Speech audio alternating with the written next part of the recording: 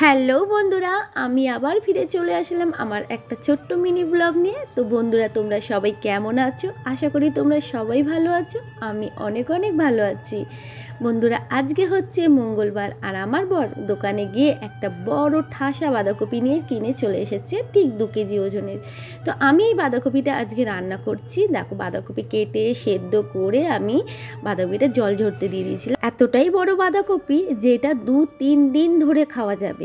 তো আমি পুরো বাঁধাকপিটা কেটেই সেদ্ধ করে নিয়েছি। অর্ধেকটা আজকে নিরামিষ রান্না করছি, আর অর্ধেকটা গতকালকে মাছের মাথা দিয়ে রান্না করব।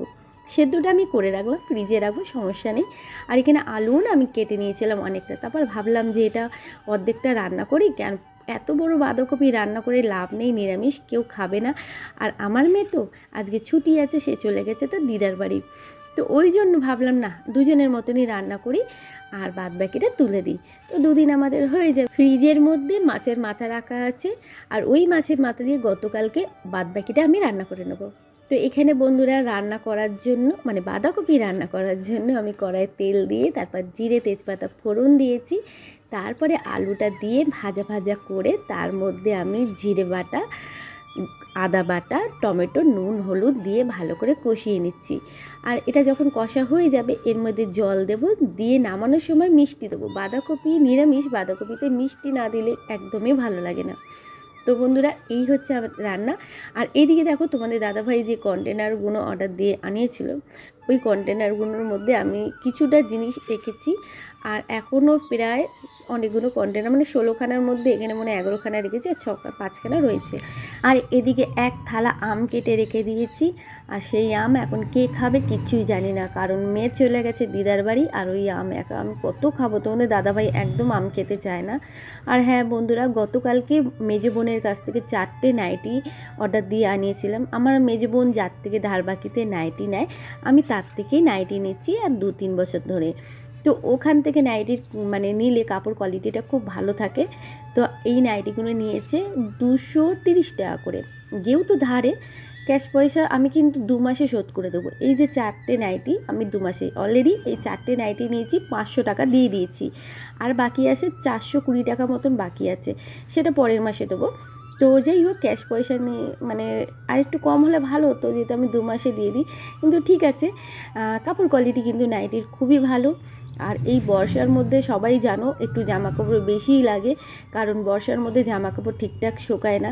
তো আমাদের যেই নাইটিগুলো আছে বর্ষার মধ্যে ঠিকঠাক শুকোচ্ছে না, আর তোমার সাথে একটা ভাব থাকে, একটা ভ্যাপসা গন্ধ থাকে ঘরের হাওয়ায় শুকোলে। তো যেমন একটা গাগুলা মানে একটা বর্ষার সময় আমার।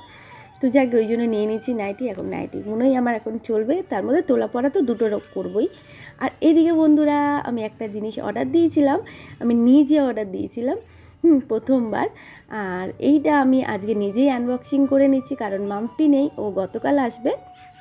এইটা আমার খুব পছন্দ হয়েছে, আমি এটা ঘরে সাজাবার জন্য এনেছি। তো দেখো, আমি এনেছি মানে অর্ডার দিয়ে আনিয়েছি। তো আমার এটা খুব পছন্দ হয়েছে, আরও আমি কয়েকটা জিনিস আনাবো। তো দেখো, এটা তোমরা বলবে কেমন হয়েছে।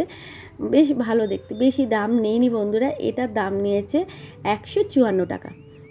আর ঠিকই আছে, যে এইটা বানিয়েছে তার তো পরিশ্রম হয়েছে, জিনিসের দাম আছে।